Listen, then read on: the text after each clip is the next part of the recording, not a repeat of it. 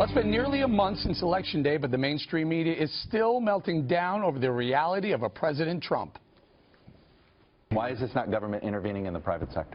I know the glass is half empty tendency of many in the media. Well, it's not about the media, sir. What you saw happen here. The media, hitting the media is always a crutch for you guys. It is not about the media. It's not a crutch. The way Donald Trump lies has people rethinking some of the basic premises of journalism, like the assumption that everything a president says is automatically news.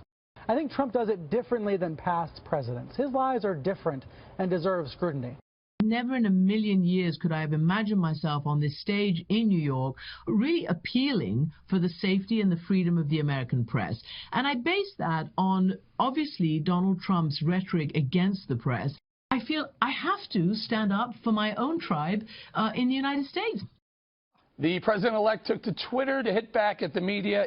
He says, quote, "If the press would cover me accurately and honorably, I would have far less reason to tweet. Sadly, I don't know if that will ever happen." Chuck Todd, Brian Stelter, and Cristiano Vanpour, three journalists with decades of quality reporting under their belts, somehow allowing the idea of a Trump presidency to throw even these veteran journalists off their game. I'd say Trump is living rent-free in the mainstream media's head, and I love it. Greg, we start with you on this. These people wouldn't normally be saying some of the things they're saying. Well, you know, it is the pendulum swing. You know, remember, President Obama lived in our heads for 8 years. He's still there. So he's still there. So now Trump is. But the great thing is, the point you're making, and the point we're all making, is the media is really the yellow cab, and Twitter is Trump's Uber. He's found a different way to get from point A to point B without their help or interference. And you know, when what's the young fella from CNN, Stelter, he says, the young fella says Trump's deceptions are different. He said lies. Not lies. He said lies are different. Okay. No, the conduit is the way they're delivered is different. President Trump trafficked in a lot of lies and a lot of bad ideas. But the transportation model was the New York Times, the New Yorker, NBC, mainstream media. Remember, these are the lies. Now, these lies weren't on Twitter. These lies were in mainstream media. Women make 77 cents on the dollar. Fracking is harmful. Police shootings are up. Global warming is killing polar bears. Cuba gives great health care. Michael Brown is an innocent person. These were all falsehoods perpetuated in mainstream media. So you can say that Donald Trump perpetuates deceptions. They're nowhere near as big and as widespread. So not only that, the yellow cab media is the yellow cab for President Obama. If they won't pick you up, what do you have to do? You got to call an Uber. You got to call an Uber. You got to call an Uber. Yes, 2 times rate. Just pay it. Yeah, yes. It delivers. Look, you know, obviously they're upset. They called it wrong. They got it wrong. They're getting a lot of backlash about this, and he found a way to go around them. He's like, I don't need to go and play by your rules. I'm going to take it directly to the people, take my case to the American public, and see if they feel ready for this movement and what I'm talking about. And the answer was, resoundingly, yes, they were. And you saw that across the country in the number of counties that he won, the number of people that came out to his rallies and to support him. And still, for some reason, the media needs like a little safe space to handle it. And that's, you know, it's disappointing. You got to put on like your big boy pants, cover the news. It's true. Or I'm whatever. You can't fit in those. Mine are shorts. Yours are like mini shorts, but dolphin shorts. But whatever it takes, whatever fits you, and deal and cover the news responsibly and accurately, and like grow up about it, right? They had a honeymoon with Obama. Now the rest of could ride the shorts and ride the shorts. Juan, can I ask you to bring some clarity to Chuck Todd, a veteran journalist, a friend of mine as well. Not anymore now. Well, no, but why did he change it into, hey, you know, you're taking a shot at us as a crutch, when he was asking Mike Pence a very serious question? I'm not sure why these veteran journalists are off their game. Are they that angry that there's a Trump presidency? No, look, I think they're disappointed. If you want to know, I think most of them are liberals, if that's your point. But what you've got here, going back to Friday when Trump came out, right? Trump goes after the press. Despicable. These people are liars. They're right back there. We've got them in a pen, and then the crowd hoots and hollers. And he calls them out by name. And he talks about, oh, an anchor crying at the election. You know, so he's playing a game with the press.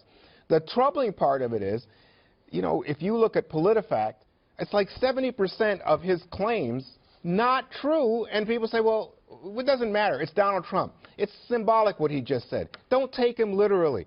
But if you're in the press, your job is to hold powerful people accountable. You're supposed to call them out every time. You're not supposed to be their buddy. But Trump only wants buddies. He only wants people who confirm. But can I just respond to that real quick? And then, okay, so you're talking about there are small things.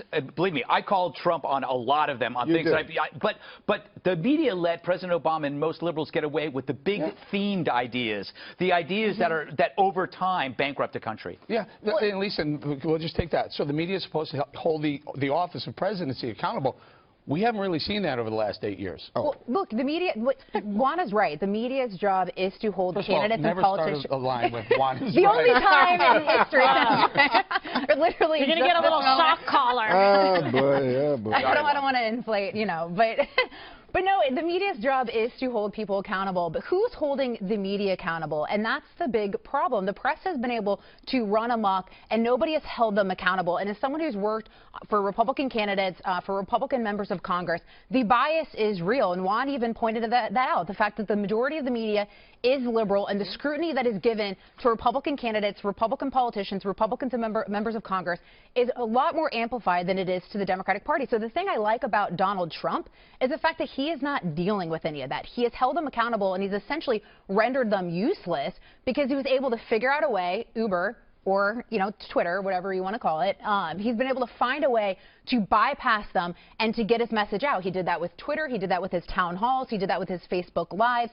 And I think that is a good thing because it's time for Republicans to stand up to the media and to stop taking it. Well, listen how they exactly did that over the weekend. As a bevy of media royalty freaked out about being called out by the president-elect via Twitter, some politicos defended President-elect Trump's use of social media to communicate with Americans. He's communicating with people in this country who felt like they've not been listened to. He's going to be an unconventional president. Who cares what he tweeted, you know, on some Thursday night if we fix this country's big problems? That's just the way I look at this. President-elect looks at his social media accounts, a combined 25 million or probably more at this point, users on Twitter and Facebook as a very good platform through which to convey his messages.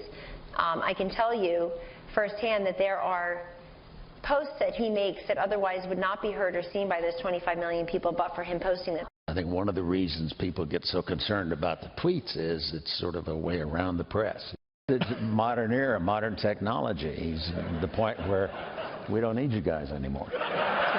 Yeah, and well, maybe that is part of the reason that these liberal left-leaning media are so up in arms, is that he is able to take one tweet, copy it to Facebook and Instagram, and reach 30 million people. He is going around the press. No, first of all, President of the United States, I don't care who it is, has a, you know, famously known as the bully pulpit. If you can make a statement, you can stand up, you can shout, the president can say anything, and then it reaches the American people. The question here, Eric, is what happens, you know, let's imagine that Trump goes off the rails and becomes a demagogue. And the demagogue then has a populist base that says no matter what he does, we love him. He can say whatever he wants to say. He's going around those terrible people in the mainstream press. Well, exactly then, who is it that will say the king, the emperor, has no clothes on? Can I say this? President Obama, Barack Obama, not the POTUS account has about 17 million, but Barack Obama himself has 30 million Twitter followers alone. Sure. So any president can go off the rails and become a demagogue. Why is this? Wait a second. I think you don't like Obama, but I don't think you would say Obama became a demagogue. My point is you're using a hypothetical. What if Trump goes off the rails? Well, he does go off the rails. What if Obama went off the rails? He says things that aren't true. Well, no, but Juan, he's not president yet, and you're already going like, what if?